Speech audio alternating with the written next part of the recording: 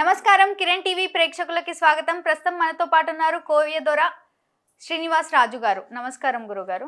ఓం నమః శివాయ. ఓం శ్రీ మాతే నమః. గురుగారు, వృషభ రాశి వారికి ఏ విధంగా ఉంది గురుగారు? ఆర్థికంగా అసలు ఎలా ఉంది వాళ్ళకి? ఓం నమః శివాయ. జయ కొండదేవతాయ నమః. జయ వనదేవతాయ నమః. ఓం మహాత మహాలక్ష్మి. ఈ వృషభ రాశి వాళ్ళకి అదృష్ట బలం, ధన బలం, లక్ష్మీ బలం కాబట్టి ఆర్థిక ఇబ్బందులు చాలా వరకు అనుకూలంగా లేవుంటాయి. ఈ 3వ నెలలో వాళ్ళకి ఏ కార్యక్రమం అనుకున్నా, ఏ పని అనుకున్నా కూడా చేతికాడికి వస్తుంటాయి, చేజారిపోతుంటాయి. కాబట్టి ఈ రాశిలో ఉండవలసిన వాళ్ళందరికీ 9వ నెల, ఈ సంవత్సరము 9వ నెల నుంచి ఈ వృషభ రాశి వాళ్ళ మీద నవగ్రహాలు కొన్ని తిరుగుతున్నాయి. నవగ్రహాలు అనగా 9. ఈ నవగ్రహాల వలన వాళ్ళకి ఏ కార్యక్రమం అనుకున్నా, ఏ పని అనుకున్నా కూడా చేతికాడికి వస్తుంటుంది, నోటికి అందుకోకుండా పోతుంటుంది. అందువల్ల వాళ్ళ కార్యక్రమం, వాళ్ళ పనులు కావాలనుకుంటే కొన్ని రోజులు అనేది కొంచెం వెయిట్ చేయాల్సి వస్తుంది. ఎందుకంటే ఇప్పుడు వాళ్ళ టయాలు అనేది అంత అనుకూలంగా లేని దానివల్ల ఎంత సంపాదించినా కూడా లక్ష్మి నిలబడుకోకుండా అవుతుంటుంది. ఓకే, జాబ్ పరంగా, వ్యాపార పరంగా ఇంకా ఎలా ఉంది గురువుగారు వాళ్ళకి? జాబు పరంగా చూసుకుంటే అన్ని విధానాలుగా లక్ష్మీ కటాక్షము, యోగ కటాక్షము, ధనప్రాప్తి యోగము చూసుకుంటే ఉద్యోగ విశేషాల్లో కొన్ని మార్పులు రాబోతున్నాయి. ఓకే, కొన్ని మార్పులు.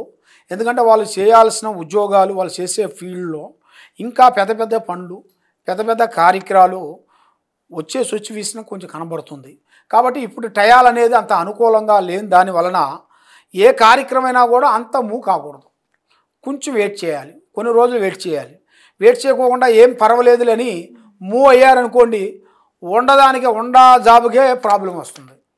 కాబట్టి కొన్ని జాగ్రత్తలు మీరు తీసుకునేట్టుగైతే తప్పకుండా ఈ వృషభ రాశి వాళ్ళకి మంచి మంచి అవకాశాలు, మంచి మంచి పనులు, మంచి ఉద్యోగాలు, రియల్ ఎస్టేట్లో కానీ, వ్యాపార పనులు కానీ, చేసే కార్యక్రమాల్లో కానీ తప్పకుండా అభివృద్ధిగా వచ్చే మార్గాలు కొన్ని కనబడుతున్నాయి.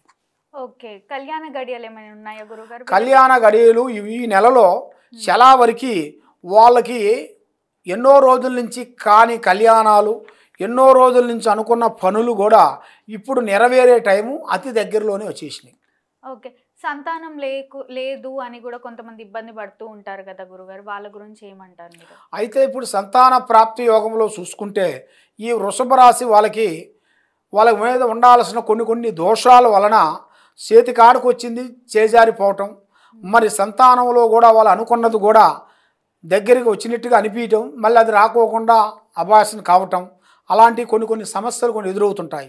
ఏది సంతాన సమస్యలు ఉండవలసిన వాళ్ళకి.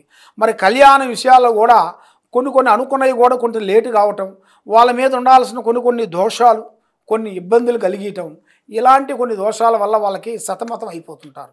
ఓకే, భార్యాభర్తలు గొడవలు పడుతూ ఉంటారు. మరి భార్యాభర్తల వల్ల వాళ్ళ మీద ఉండాల్సిన వాళ్ళ విధానం అనేది అనుకూలంగా లేని దానివల్ల, అంటే వాళ్ళిద్దరికి ఒక అండర్స్టాండింగ్ లేని దాని వలన ఒకరి మాట ఒకరు అనుకూలం లేకోకుండా చిన్న సమస్యని, పెద్ద సమస్యను తెచ్చుకొని వాళ్ళు ఆ సమస్యలతో వాళ్ళు ఇడిపోయి చాలా వరకు ఇబ్బంది పాలవుతుంటారు. అది ఎందువల్ల అంటే వాళ్ళ మీద ఉండాల్సిన నాగదోషం వలన, కాలసర్ప దోషం వలన ఇలాగ జరుగుతుంటాయి. అన్ని సక్రమంగా జరగాలి అంటే అసలు ఎలాంటి వీళ్ళకి మేలుగా దైవ బలం అనేది చాలా గొప్పది. ఈ దైవ బలం ఎక్కువగా ఉండాలంటే శ్రీ వెంకటేశ్వర స్వామిని పూజించాలి. శ్రీ వెంకటేశ్వర స్వామిని వీళ్ళు పూజించినట్టుగైతే వీళ్ళకి మీద ఉండాల్సిన అష్టకష్ట దరిద్ర దోషాలు తొలగిపోతాయి, లక్ష్మి అనేది నిలబడుతుంది, ఆరోగ్యాలు బాగుంటాయి, మనశ్శాంతిగా ఉంటుంది. కాబట్టి శ్రీ వెంకటేశ్వర స్వామికి 11 వారములు, శనివారాలు 11 వారాలు తప్పకుండా వీళ్ళు చేయాలి. చేసినట్టుగైతే వీళ్ళ ఇంట్లో ఉండాల్సిన అష్టకష్ట దరిద్ర దోషాలు పోతాయి, ఆరోగ్యాలు బాగుంటాయి. వీళ్ళు ఏ ప్లాన్ అనుకుంటారో ఆ ప్లాన్ 100% సక్సెస్ అవుతుంది. ఓకే, ఎంతో చక్కటి విషయం తెలిపినందుకు ధన్యవాదాలు గురుగారు. మీకు ఎలాంటి డౌట్స్ ఉన్నా కూడా వీడియోలో స్క్రోల్ అవుతున్న నంబర్ని సంప్రదించండి, గురుగారు మీతో మాట్లాడతారు.